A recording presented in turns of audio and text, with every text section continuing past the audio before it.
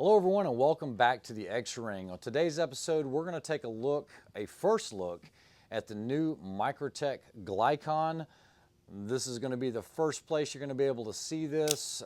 This is a new release by Microtech. We're going to look at it up close and see what makes this different from all the other Microtechs that have been offered. We'll do a size comparison, comparing it to the Combat Troodon, the Hera, the Dirac, and you guys will be able to see this firsthand. If you're a gun guy, you have to wait till this weekend. I'm actually working on some videos now, so stay tuned.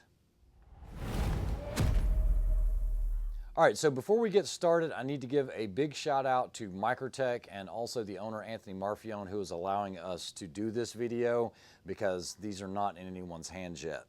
So the Glykon is an out the front dual action. You can actuate it with your thumb, but it has this unique feature, and that is a tri-sided button. This tri-sided button will enable you, and I hate the term ambidextrous because a top button is ambidextrous, right? You can work it from either side. But there are times that people have a hard time retracting the button on top because of the force that's required to retract it. So you can place an index finger and a thumb on the side and just pull it back. It's very easy to retract. This would not be natural to deploy it by hitting both sides. It's easier just to push your thumb on the top button. But it also enables you that when you pull it out to be able to just press one button on the side and retract it. Very easy to deploy and retract with either hand, regardless of how it's laying in your hand.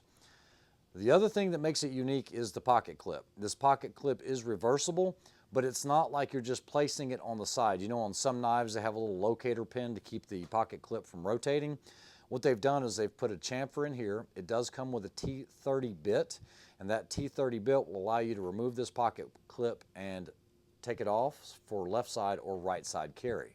So that's a titanium pocket clip. And then on the back side here, this is a one-piece titanium spacer. So this knife is going to be released at the USN show, which is the Usual Suspects Network. Guys, there's this whole group of shows across the United States, and this is going to be in Las Vegas, Nevada next weekend. I'll be out there with the Glykon. If you have a chance to stop by, definitely check it out. But it also gives you user configurability. This one has carbon fiber on the top, but just by using 3 T10 Torxes, I can take that panel off and put a titanium panel on here on either side. So this is going to open up a world of opportunities for configurability for what you want. Now, I don't think they're going to sell side panels separately, but I'm sure those are going to pop up in the near future, everything from G10 to carbon fiber and titanium for now.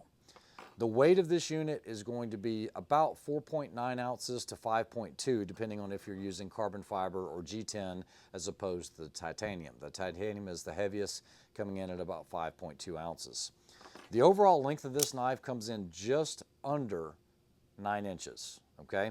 So if I compare it to something like a Combat Troodon, you guys might recognize this knife from the burn video. This is a great comparison of the two knives. The Combat Troodon has a little longer OAL because of the glass breaker, but you'll see that the blade length is about the same and the handle is a little bit smaller on the Glykon. So I think that's a really good comparison. Now, regarding something like the Scarab, which is one of our largest knives, you guys will see the difference there, but it's also a lot thinner than the Scarab too. If we compare it to the Combat, you're going to look and see that the Combat Troodon width is a little bit wider in this area, but overall, it's about this width here, about 1/2 inch, not including the pocket clip. Let's see what else I have for comparison. Some people have asked for a comparison with the Hera. Now, while the Hera is a nice knife, it's a little smaller than what I like to carry for a daily carry, and you guys can see the size difference there. Now, initially, the Glykon will only have the modified bayonet blade, which has jimping on the top here. It will have the Bowler M390 steel, but it does enable you to keep from cutting your thumb. You can place your hand on the top to be able to cut. It will be sharpened on both sides, so it is a DE blade. There are plans in the future to have an SE offering, but that won't be available anytime soon. So everyone, I hope you enjoyed this first look at the Microtech Glykon that drops next week. We will have some at the show in both customs as well as pre-production models, and we look forward to seeing you. Hope to see you there. Have a great week.